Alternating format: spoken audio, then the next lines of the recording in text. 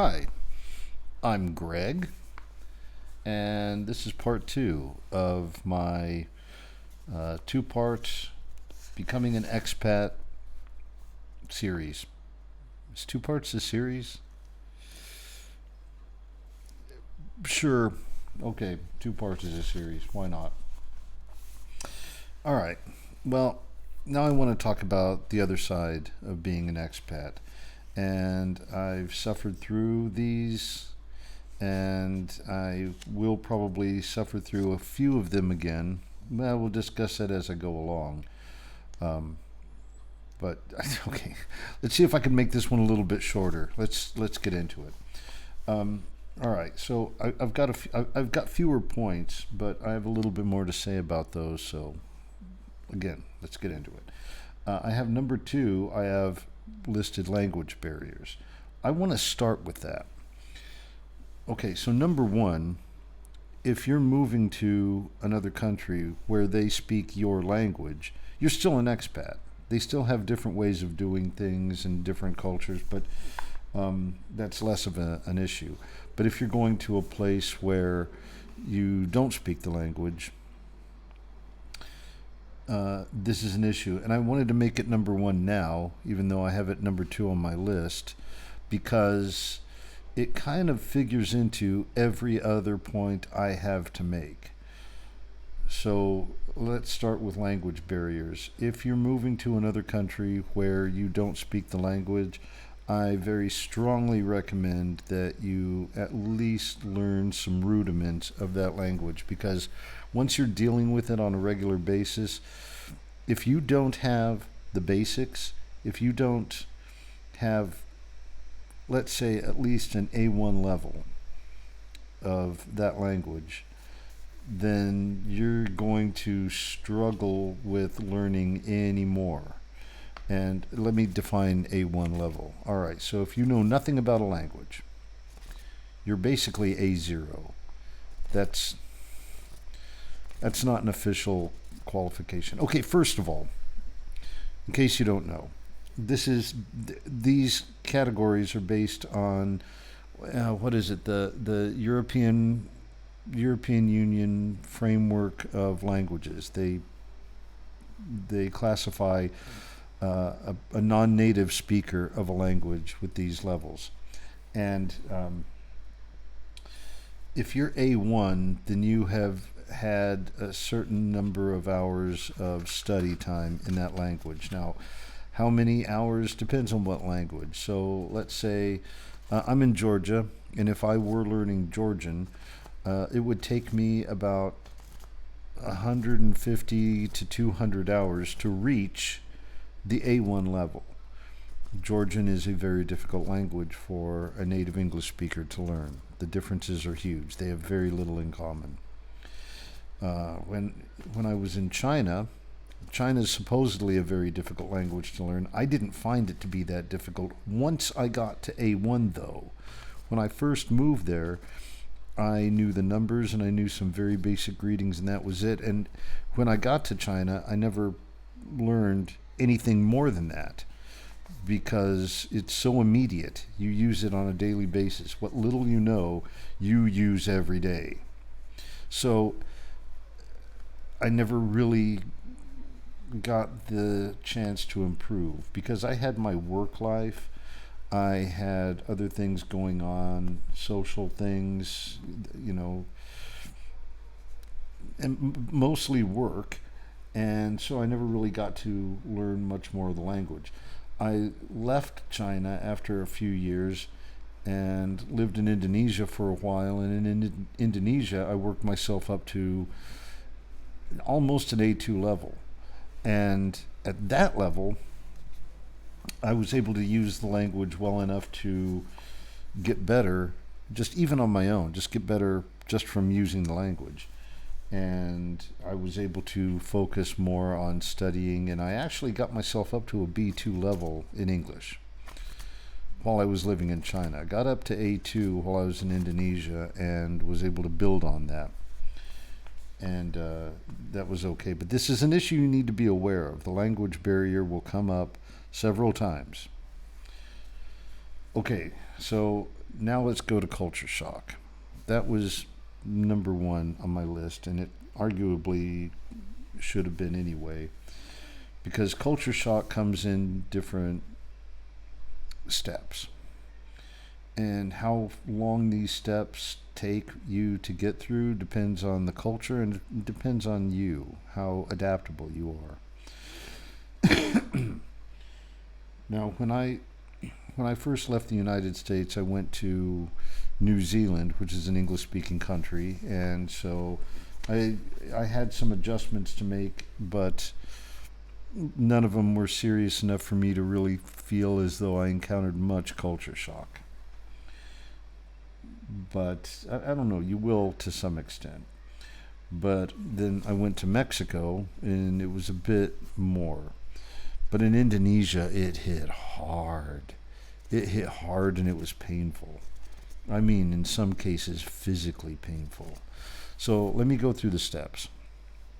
The first part's awesome. The first part is called the honeymoon phase, and it's pretty much what you feel like when you're a tourist, and a tourist never gets beyond the honeymoon phase. Very rarely. I mean, unless he's a tourist because his spouse or partner or whoever drags him along and he doesn't want to go. The honeymoon phase for that person's pretty pretty short. But if you're there voluntarily, then the honeymoon phase is great. Everything's wonderful and new and interesting, and it's a lot of fun. That's fantastic. But if you're living there, if you're an expat, you will hit, sooner or later, you'll hit the second stage, which is frustration. Why do people do things like this? Why do they walk so slow? Why do they have to stand right there? There's people trying to walk. For God, move! Jesus! And when you're in that stage, almost everything you encounter will trigger that kind of response, at least in your head. It's, some people deal with it better than others, but everybody feels it. It's difficult and it's painful. It may be the longest stage. And I think most people who try this expat thing and they don't really know what to expect, they don't get past this stage. They go home and think, I don't know what I'm going to do, but I'll work it out because this is bullshit. These people are fucking idiots. They're not. It's just they're different. And I would say I'd say most people don't get past this. Especially if you get into an expat community and you've got a lot of people in that stage of culture shock and they just go home. Or go to a new place to start over again, go through the honeymoon phase, but they'll go through the frustration phase again until they finally realize, I can't live anywhere except my own country. And most people get to that point and they go home and that's it. They're done. They never go through the other stages. The other stages are more interesting. Now, I'll admit that when I was in Indonesia, I got to the frustration stage, and there were times when I would have gone home. I would have given up. I would have just said, no, this is bullshit. I can't deal with this. Except I just had I didn't have any place to go. It was either here or go back to the States. And what was I going to do in the States? Nothing. I had no skills. I had nothing to do for a living. I would have been living in the streets or at least in abject poverty. And I was, from my own, personal, financial situation, I was fairly comfortable, and I didn't have to worry about money, and so that kept me there. I struggled through the frustration. and I got past it. And then the next stage is adjustment. Your frustration slowly reduces. You get used to it. You start adjusting to it. It's like, okay, they're walking slow. I can slow down a bit. Uh, People do things this way. Okay. I know that they're going to do this. And so I'm expecting it. So fine. That's fine. In the frustration stage. What do you mean you won't accept a bill that's folded? How do I not fold a bill? Like cat money. And then you get to the adjustment stage and you're like, okay, this person's not going to accept a folded bill. Before I go out and try to spend it, I'll iron it or something. Take it to a bank and change it for a fresh bill or so. You get ready. You're ready to deal with stupid things like this. And so and eventually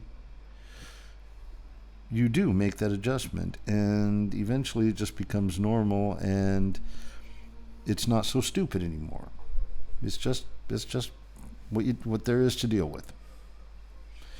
And that's when you're entering the adaptation stage. This is how things are done. This is how I do them. That's it. This is how I roll. That's how it is. I'm fine. This is okay. I'm fine. This is it feels like home. I'm okay. This is all right. And at that stage, you start becoming comfortable in your new surroundings, and you're good. And that's pretty much it. Unless and until you go home.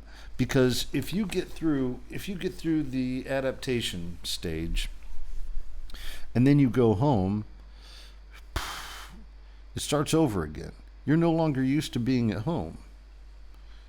Home is now a foreign culture to you because you've adapted to this other culture.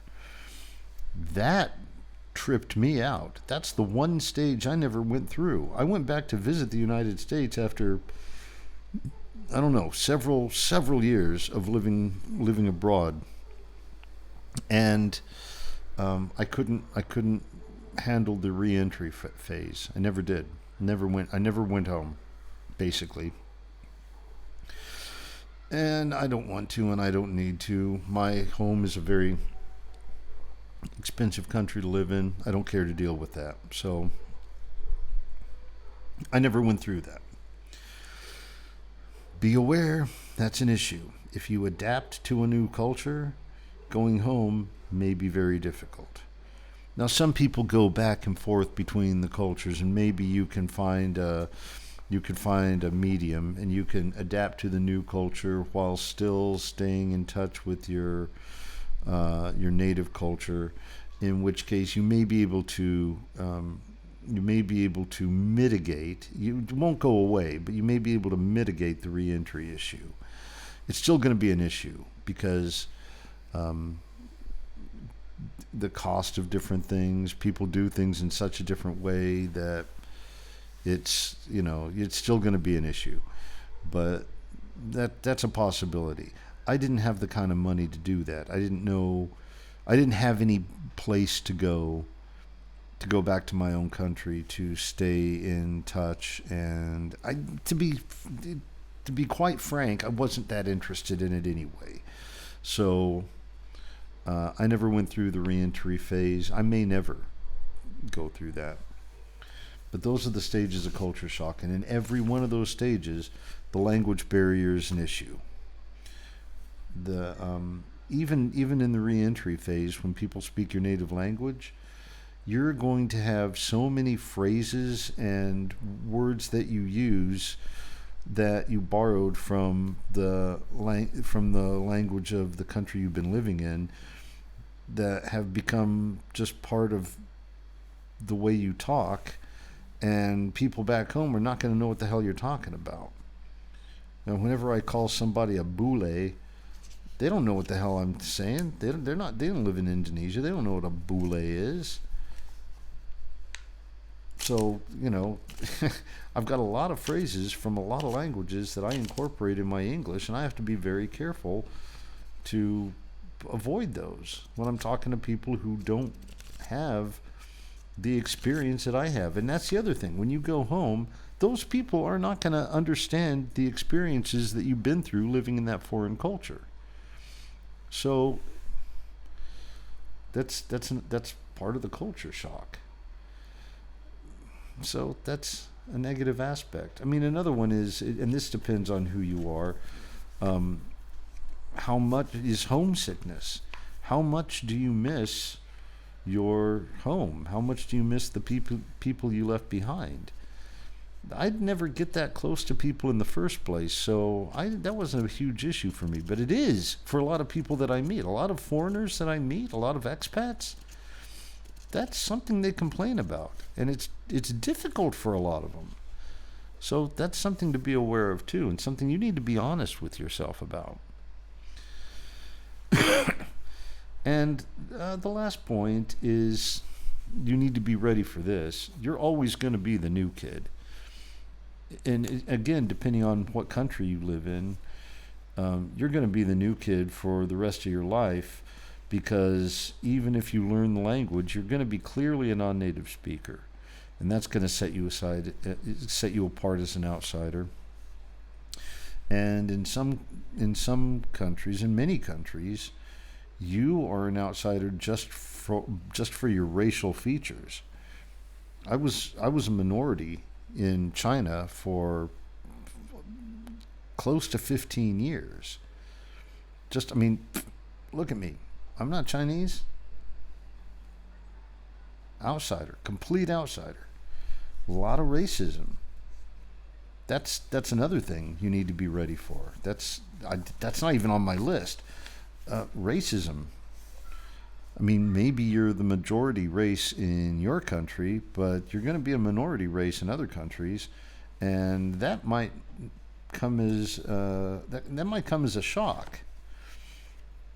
If you're a minority and you go to another country, I really can't speak to that.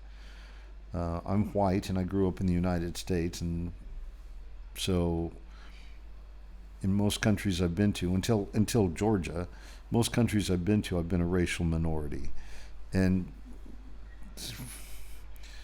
I feel, yeah, racial minorities out there, I feel, yeah, I know what that's like. I really do.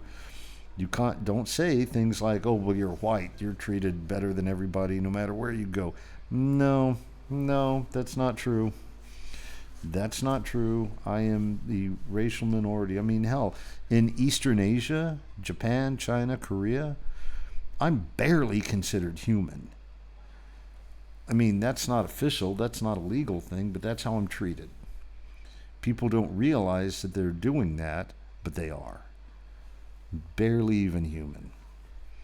I rose above that a tiny bit in China because I could speak the language, but that didn't change my racial features. So, look at the white monkey speaking Chinese. Ooh, he's talented. Still white monkey. Doesn't change that. So, you got to be ready for that non-acceptance. And, excuse me. And that's, I don't know, there's going to be expat communities, and you could join those, and that'll help with that. That's something I was always fine with. I never really felt like I belonged, like, completely, even with the group of friends I hung out with in high school. So I was able to live with that. But that's just me. Will you be able to live with that? Is that something you could become comfortable with? That may make the adaptation stage of your culture shock difficult. So these are things you need to be aware of. Now, I've had to deal with them also. I'm not complaining. Like I said in the first video, I like my life. Now, I don't have a home. I don't have a wife or kid. Ooh, but no. Oh, that's one more thing I wanted to mention about the language barrier. I've seen some people cope with the language barrier by getting a girlfriend and maybe even marrying her. But a lot of people I know did that just in order to make their lives easier in this country, and you end up being married, maybe even having a kid with this person, And the only reason you really, really married that person was because he or she was a native speaker of that language and you're not, and it made your life easier. That's not a basis for a marriage, but I've seen a lot of people do it, so be careful. That's something that a lot of people fall into. So I think this one may be a little bit shorter because I'm pretty much done. This is the cons of being an expat. Now go back and compare the pros and the cons. Maybe make a list and think about and also take what I say, but take it with a grain of salt because you need to apply it to yourself. I don't know you. Everybody's different. So how much of these things do you think will be a problem for you? But man, be honest with yourself, because if you're not, these things will hit you by surprise, and it's not a nice surprise when you're thousands of kilometers from home. You know what I'm saying? Just be honest with yourself. And again, I endorse this life, but only with these caveats. So, be careful. I jumped into it without much planning at all, and it worked out for me because it's just the way I'm built. But I got lucky because I didn't plan much out. So don't do that. And I'm done. I'm done. No more lecture. And okay, good night. Thank you for watching. Like, subscribe if you are so moved. If you are, thank you. And if you aren't, well, thank you for watching anyway. And I hope you catch a couple other videos. All right. For now, bye-bye.